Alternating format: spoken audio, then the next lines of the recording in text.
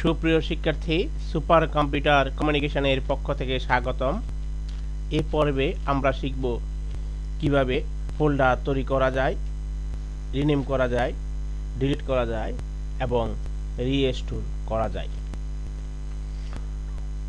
যে কোনো খালি জায়গায় ডেস্কটপ বা যে কোনো ড্রাইভের ভিতরে খালি জায়গায় মাউস দিয়ে রাইট বাটন ক্লিক করতে হবে, এরপর নিউ অপশনে ক্লিক করতে হবে, এরপর ফোল্ডারে ক্লিক করতে হবে।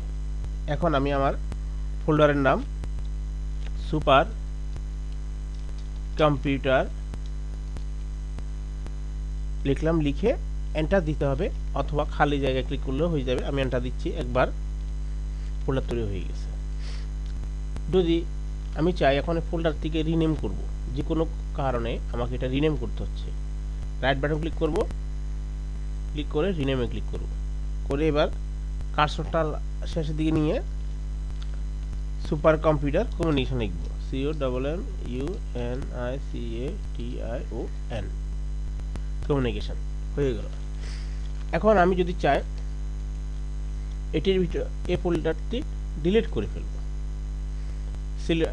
সিলেক্ট করব, কিবোর্ড থেকে ডিলিট প্রেস করব অথবা এটার উপর রাইট বাটন ক্লিক করব, এরপর ডিলিট। কনফার্ম করতে বলেছে, আমি কি এটা ডিলিট করব, কনফার্ম কিনা, ইয়েস। যে কোনো ফাইল বা ফোল্ডার ডিলিট করলে সেটি সরাসরি রিসাইকেল বিনে জমা হয়। রিসাইকেল বিন হচ্ছে এমন একটি প্রোগ্রাম যেখানে মুছাকৃত সকল ফাইল ফোল্ডার জমা থাকে। আমরা এখানে দেখতে পাচ্ছি রিসাইকেল বিন। আমরা ডবল ক্লিক দেব, যে ফোল্ডারটি আমরা রিমুভ করলাম সেটি দেখতে পাচ্ছি। এখন আমরা চাচ্ছি এই ফোল্ডারটি আবার ফিরিয়ে আনবো। ফিরিয়ে আনার জন্য রিসাইকেল বিন যেহেতু আমরা গিয়েছি, যাওয়ার পরে ফোল্ডারটি সিলেক্ট করব। যদি আমার অনেকগুলো ফোল্ডার থাকে, ফাইল থাকে, সবগুলো সিলেক্ট করব কন্ট্রোল এ। এরপর রিস্টোর দিস আইটেম, এরপর আমি ক্রস দিয়ে বের হয়ে যাব, ক্লোজ করে। আমি দেখতে পাচ্ছি সুপার কম্পিউটার কমিউনিকেশন ফোল্ডারটি আবার ফিরে এলো। এভাবে ফোল্ডার ক্রিয়েট করা, রিনেম করা,